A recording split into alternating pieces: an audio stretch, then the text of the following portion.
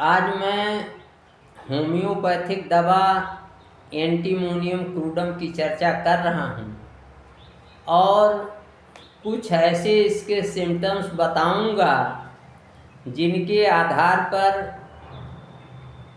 आप यह चयन कर सकते हैं कि किसी रोगी की दवा एंटीमोनियम क्रूडम है अथवा नहीं है। इन लक्षणों को देख करके, इनका मिलान करके आप यह जान सकते हैं कि आपका रोगी एंटीमोनियम क्रूडम एंटीक्रूड का रोगी है या नहीं है।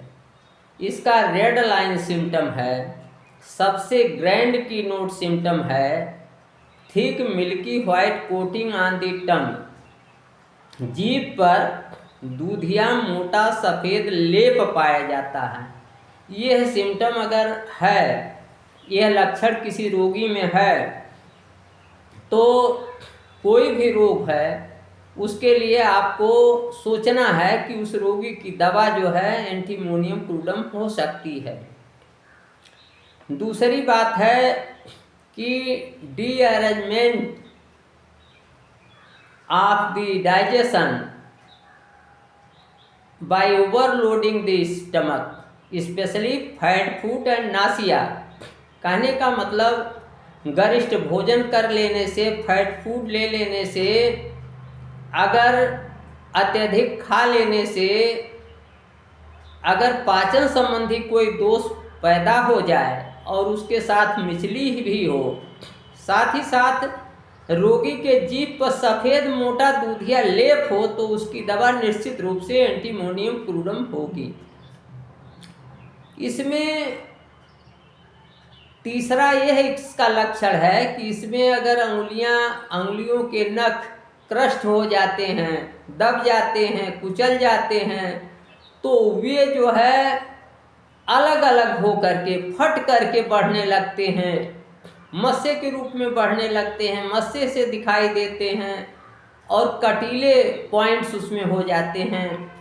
तो इस तरीके से यदि नाखून जो है अंगुलियों के वो अलग अलग फट करके बढ़ रहे हों, कटीले हो रहे हों, वार्ड्स के रूप में हो रहे हों, तो वहाँ भी ऐसे रोगी की दवा एंटीमोनियम क्रूडम होगी।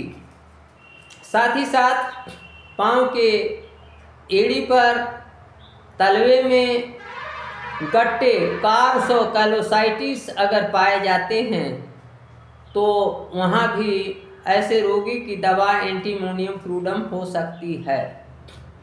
इसका एक और लक्षण है, पांचवा लक्षण ये है कि विशेष रूप से बूढ़े रोगियों में, ओल्ड एज के में अगर एक बार डायरिया हो, एक बार पेट झरे, एक बार अतिसार हो और एक बार कब्ज हो, ये अल्टरनेट कब्ज और अतिसार एक दूसरे के बाद आते हों, डायरिया और कॉन्स्टिपेशन एक दूसरे के बाद एक करके एक आते हों, अल्टरनेट आते हों, तो वहाँ ऐसे रोगी की दवा एंटीमोनियम क्रूडम होती है। बच्चे के मामले में यह है कि अगर किसी बच्चे को आपने देखा होगा, अगर इसको देखिए तो देखने मात्र से वो चिढ़ जाता है, छूने से भी वो बच्चा चिढ़ता है, बड़ा गुस्सैल प्रकृति का होता है।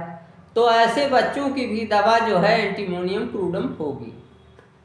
रात में आप देखते हैं तमाम बच्चों को बुखार हो जाता है, तो अगर ये ज्वर की कंडीशन रात में प्रायः आया करे और ऐसे रोगी के जीभ पर दूधिया सफ़ेद लेप हो, तो निश्चित रूप से उसकी दवा एंटीमोनियम क्रूडम होगी। इसी तरीके से अगर किसी को नदी में स्नान करने के कारण, ठंड लगने के कारण, अत्यधिक शराब पी लेने के कारण या पेट खराब हो जाने के कारण, डाइजेशन का डीअरेंजमेंट हो जाए, या खट्टी चीज़ खा लेने के कारण, या अत्यधिक फल खा लेने के कारण अगर सिर दर्द हो जाए, तो वहाँ उसकी दवा एंटीमोनियम क्रूडम होगी। साथ ही साथ इसके साथ हमें जीभ का भी लक्षण, जीभ पर दूधिया सफ़ेद मोटा लेप है कि नहीं, इसको भी देखने की आवश्यकता है। इसके साथ ही साथ अगली बात यह है कि एंटीमोनियम क्रूडम का जो रोगी होता है उसमें म्यूकस पाइल्स पाया जाता है। इसके पाइल्स में म्यूकस का स्राव बराबर हुआ करता है, जिससे कच्छे में या जो इनर वियर है उसमें पीले दाग भी पड़ जाते हैं और बड़ा ये डिसएग्रेबल होता है। इससे रोगी बहुत परेशान होता है। तो अगर म्यूकस पाइल्स हैं और साथ ही साथ जीभ पर दूधिया सफ़ेद मोटा लेप भी है, तो ऐसे रोगी की दवा, ऐसे रोगी के म्यूकस पाइल्स की दवा जो है एंटीमोनियम क्रूडम होगी। तो ये जो मैंने सिम्टम्स बताए, इन सिम्टम्स के आधार पर आप यह तय कर सकते हैं, यह जान सकते हैं कि आपके रोगी की दवा एंटीमोनियम क्रूडम है या नहीं है। इस बात का निर्णय करने में जो मैंने आज सिम्टम्स बताए ये आपको सहायता प्रदान करेंगे। आज बस इतना ही। नमस्कार, मैं डॉक्टर प्रेम नारायण।